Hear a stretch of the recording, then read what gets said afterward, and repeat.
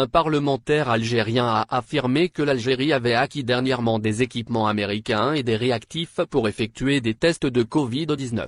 Il s'agit du député de l'immigration Noreddine Belmeda pour qui cette nouvelle augure la reprise des vols.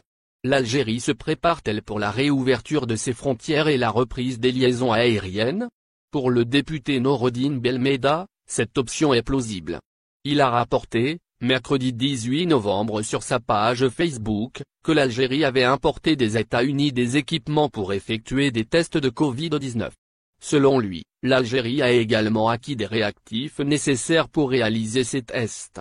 Pour Noreddine Belmeda, ces acquisitions sont des indices d'une réouverture prochaine des frontières et du rétablissement des liaisons aériennes et maritimes.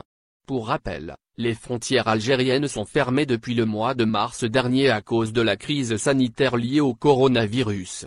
Cette situation a d'ailleurs durement impacté la compagnie nationale de navigation aérienne, Air Algérie, qui enregistre un déficit financier énorme. Brin d'espoir.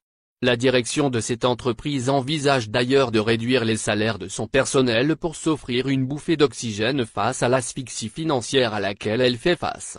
Une proposition, cependant, loin de susciter l'approbation de ses partenaires sociaux.